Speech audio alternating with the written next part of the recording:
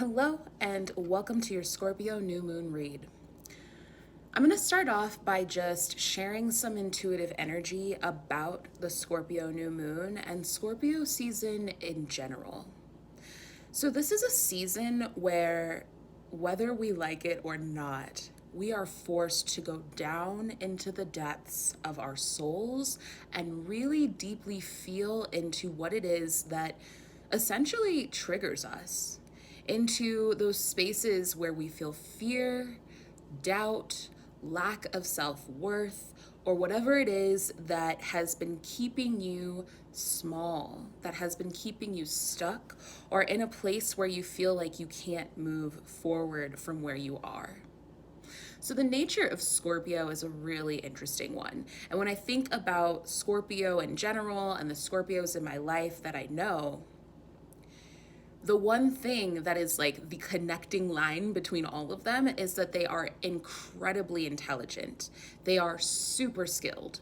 They have spent so much time kind of inside of their shell, their cave, and they've perfected themselves. Their ability to pick up on wisdom and knowledge and to be able to reiterate it back to you, I mean, it never fails to amaze me. And at the same time, they are some of the most guarded and insecure people that I know. And I don't say that in a space of judgment. I say that in a way of representing the fact that there is a shell around the energy of Scorpio. They are the water signs. They have so much depth. And within that depth, they have so much ability, capability, value, worth. And if a Scorpio is in a place where they are out of balance, they're not able to feel comfortable and being vulnerable enough to take down those walls, to open up, step outside of their shell, and share all of the depth of abundance that they have to offer. And so oftentimes you'll find Scorpios who have issues with addictions. They might be really narcissistic and they might be looking for outside validation. And once again, I'm not saying any of that to come from a place of judgment. So if you're feeling triggered, if you're a Scorpio out there, just know that I'm not trying to come for you. What I'm doing is trying to show you and everybody else who is in Scorpio season right now and experiencing the depth of what you feel every single day of your life within this new moon and within this season. I'm trying to show you that when you have your guard up, when you're constantly feeling like you need to protect yourself from harm, sometimes you end up being the one who harms yourself. And a lot of us right now are feeling stagnant. We're feeling stuck. We're feeling like, yes, I want to make more money, but I'm not valuable enough. I'm not worthy enough. Yes, I want to be with that person. I want them to see my value, but I don't see it within myself. So how can I hold that relationship? We're feeling like, yes, I want that new house. Yes, I want that promotion. Yes, I want to step up. But if I open myself to the possibility, then I open myself to the possibility that I might fail as well. So Scorpio season does this really beautiful thing where it brings us face to face with our inner child, with our fears, with the depths of everything that has triggered us, caused us trauma in our lives, all of the moments that have brought us to the places where we say, I'm not good enough, I'm not worthy, I'm not valuable. All of the things that bring us into the depression, bring us into the sadness, bring us into the sense of stagnancy in our energy. Scorpio season does this really beautiful thing where it puts us face to face with that. Now, it's hard to be grateful for that because it sucks. It hurts. We feel it and we're just like, oh my goodness, this is so much. But if we're able to sit with it, if we're able to say, oh my goodness, this is so much, and I'm so glad that I'm seeing this, because every other time, you're able to push it down.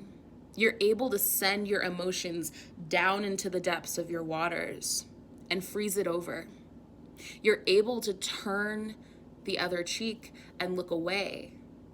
Meanwhile, that version of you that is sitting with the trauma, sitting with the wounds, feeling the pain, is being neglected.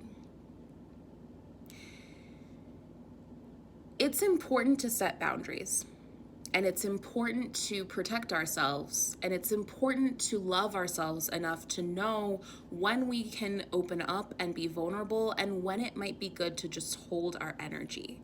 Those are incredibly important traits that I think Scorpio offers, because Scorpios are really good at doing that. They're really good at assessing a situation and saying, this is a safe space for my energy and this is not.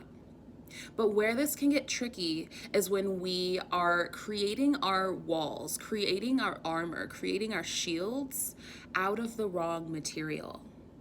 So during this Scorpio new moon, I ask you, what are you creating your protective shields out of? Are you creating them out of love? Are you creating them out of a substance that is passionate and fierce yet penetrable to the right energies? Or are you creating your shields out of fear, out of hardness, out of the intent that you will never be tricked, you will never be gotten, and you will never give your energy away to something that can hurt you? So today we're gonna do a card. I'm gonna do some quick pulls, just some energetic reads with some oracle cards.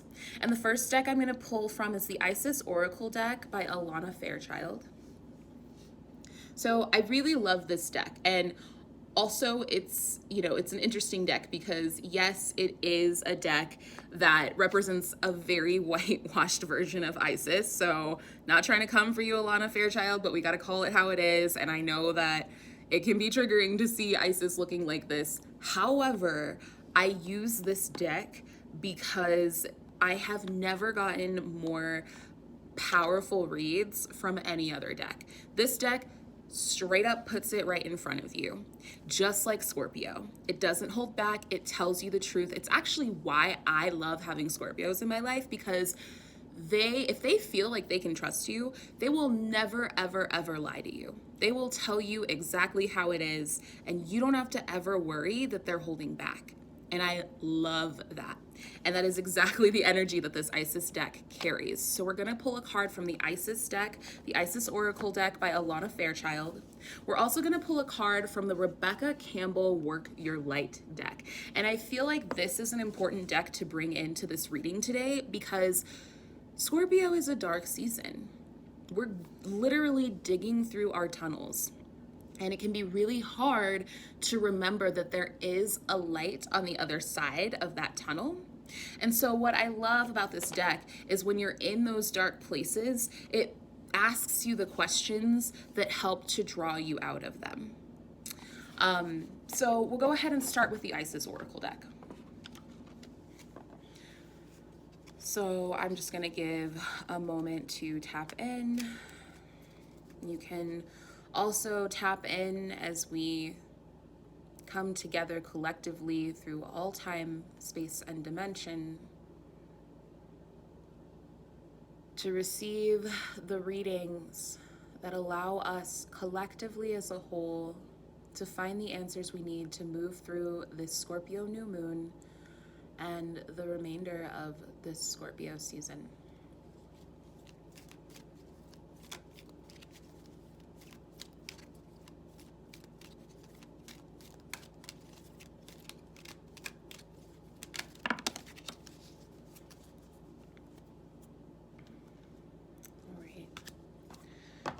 Also draw a card from the Rebecca Campbell Work Your Light Oracle deck with that same intention. of receiving the guidance on how we can expand our light in the darkest time of the moon, in one of the darkest seasons, how we can find the light at the end of the tunnel.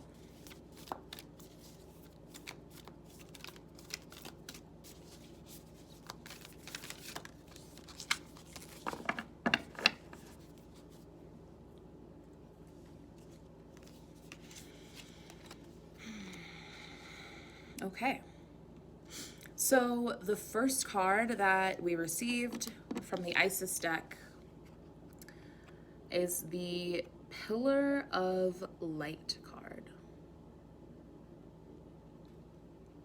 And so I don't know if you can fully see this, but this card has a drawing of Isis on the pillar. And it says, pillar of light burning bright, earth star below, soul star above. Burn away all that is not light. Transform all into unconditional love. Star of Isis descends, your blessing and peace without end. Grace me now, and peace and protection completely embraced by divine perfection. So I'm sorry, it says, grace me now with peace and protection completely embraced by divine perfection. So pillar of light, burning bright, earth star below, soul star above. Burn away all that is not light. Transform all into unconditional love. Star of Isis descend, your blessing and peace without end. Grace me now with peace and protection completely embraced by divine perfection. Just a full-on prayer. And this prayer, this card, what it says to me is that we are able to ask for help when we need it. We're able to ask for guidance when we need it. And in fact, we fully are worthy of asking for help and guidance when we need it. So how many times have you asked for help in your life and didn't receive it? Have you asked for monetary help, for emotional support, and you asked some of the most important people in your lives and you didn't receive it? What you received was shame, or you received avoidance, or you received something that told you that you weren't worthy of receiving the help that you were asking for. We've all been there. And what we don't realize is that those moments are like markers within our lives. It's like putting a cut into our soul. And in the moment, it might be a large cut, it might be a small nick, but what happens is that it festers.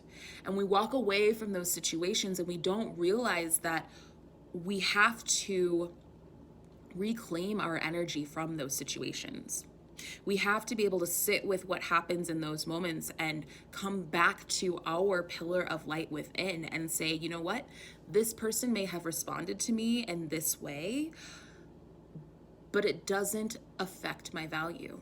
It doesn't affect my worth. And I don't need to use this as a guide point for me asking for help in the future. What this also tells me is that we have to remember and trust that we can ask spirit, the divine, the universe, whatever, God, goddess, whatever you want to call it, we can ask our higher selves, that energy, for help whenever we need, because it is an infinite source. And so when we ask and we just allow ourselves, we humble ourselves, we allow ourselves to be vulnerable, and we come to the altars of our soul and we say, hello, I need help. Can you hear me? Will you help me? We will receive the help. And it's important that we are able to hold faith in receiving that help. And so that actually leads to the next card from the Work Your Light Oracle deck, the Lemuria card. And so this is such a beautiful card. And what I love is that it says heaven on earth, creating heaven on earth, it's happening. So that speaks to what we were just talking about here, about being able to ask for what you want. Asking doesn't just stop at asking. You don't just ask and then you move forward and you just instantly receive and everything's good, right? And even in those moments when you ask for help, if you're asking someone physically in your life for help, what immediately comes after for you? So really ask yourself that. When you ask for help, what does your mind do right after? Does it start to go into the old story of, what am I doing asking for help anyway? They're just going to say no. Or do you allow space and faith to receive what you are asking for? Do you allow that person to show you something different than what they've shown you in the past? Do you allow the universe to first hear you, then do the work that it does to find the solution for you that is in alignment with your highest good? Do you trust that everything you have ever desired, you were meant to have, and the universe wants you to have it? So really ask yourself, are you in that place of faith? Do you realize that you are creating heaven on earth, and it is happening anytime you step into a new version of yourself and you're ready to expand and you're ready to do something different than what you're used to doing in your life? Anytime you pass a test, anytime you do something that you felt like you were never ever going to be able to complete and you complete it, where does your mind go instantly? Do you go to the fact that it was so hard to get through and you worked so hard and nobody's going to appreciate the work that you did and why did you do it in the first place? Or do you go to the place of, wow, I did that, and no matter what happens next, I accomplished that. I was valuable enough to do that, and I can do anything else. I can receive anything I want in this life. I can ask for anything I want. And I know that there is an infinite source of abundance that has everything I've ever desired and is just waiting to funnel it into my vessel, to funnel it into me. So Scorpio season is one of those times, and the Scorpio new moon is one of those times where we can really lose sight of the fact that we are creating our heaven on earth. So something about this card that I really would like to point out is that this is heaven on earth, but there are not, there are still shadows. And the shadows are what makes this picture of heaven so beautiful. We can't have a Lemuria. We can't have our paradise. We can't have our heaven on earth without the depths of the shadows that create the wholeness of the picture. It can't all just be light all the time. And that's because we learn when we go into those depths. We have to start at the bottom of a mountain and then climb our way up to build the strength that we need to keep moving forward. And so when you come into these dark places, instead of trying to push them deeper and deeper into the ocean that is your soul, see if you can sit with them. See if you can welcome them and honor them. And it can be scary, but let yourself cry. Let yourself feel the tension that comes up in your throat or in your chest or in your belly, in your sacral region. Feel it all. We have been told so many times in this life that we need to just let it go, let it flow. It's going to be okay. You don't have to, there's actually a fear out there that has been imposed upon all of us that says that if we feel our feelings, if we cry, if we feel the pain, if we admit to the fact that we feel pain, then all we're doing is perpetuating pain in our lives. And all we're doing is saying a prayer for more pain. That isn't true. It's not true. What's true is that when we face our fears and our pain, we get to actually see the lesson within them. We get to see where they came from. The beautiful work of Scorpio season and the Scorpio new moon is that when you are sitting down and writing out the things that you're ready to release, the way that you release them is that what's going to come to the surface is the origin of those things. You'll get to see where it all started. You get to dig to the very bottom of the tunnel and see where it all started. And then you can uproot that from your soul and say, you know what? Thank you. Because all you were really doing in the first place was trying to protect me from ever having to feel this one root of pain that I felt in this moment when this fear began. So thank you. However, I'm not living my life from a place of thinking that every situation is going to be like this one. Because if you do that, you're not giving yourself the permission to grow and expand outside of the shell that was created in that space. And you are an infinite being. You were never meant to be caged into a one-size-fits-all shell. You were meant to expand and keep expanding.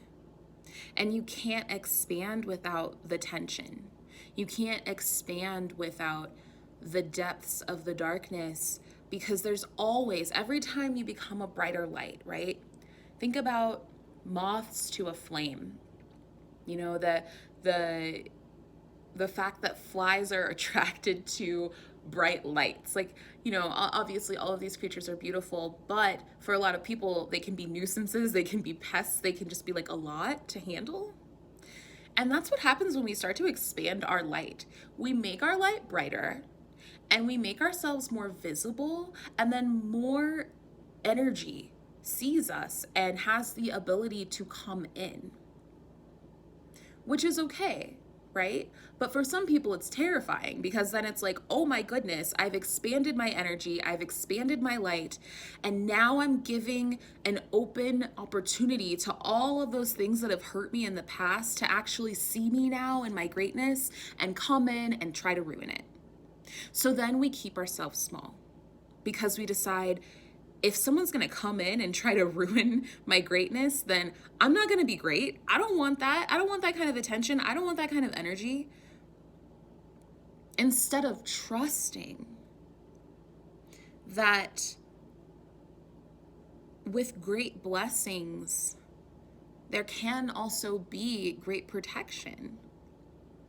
Trusting that the more you expand yourself, the more you tap into the fact that you are an infinite source of energy and abundance. And so you don't have to worry if someone comes in and takes something from you, takes your energy, takes your time, needs your money. You can protect it. Like those shields that we were talking about earlier, you can create shields of protection, create beautiful boundaries around your energy that are made of love and fierce passion, that are penetrable to the right types of energy that want to come along and see you, and that push away the energies that want to bring you back down to their level. You have the ability to do that no matter how big you become. You have to trust that when you get to that space, when you have expanded, when you have opened up to being vulnerable, to showing the depths of your oceans, that you will not be taken advantage of. That you had to do so much work to get to that place of expansion that you can't be in that place of expansion without being incredibly strong. And in that strength, you'll be able to take on anything that comes your way, because you allowed yourself to sit in the darkest of depths during Scorpio season, during the Scorpio new moon, without fear. And you trusted that on the other side of that darkness, you were going to become the light. So I hope that this collective reading assists you throughout your new moon, throughout the rest of Scorpio season. And I will see you next time.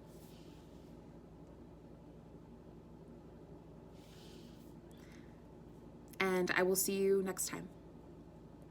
If you would like to add more tools to your moon rituals and self-care practices, then visit www.lifebythemoonyoga.com, where you'll receive a Scorpio new moon toolkit that comes with yoga practices, Ayurvedic insights, guided meditations, affirmations, and journal prompts, all of the juicy goodies you need to get the most out of your new moon experience.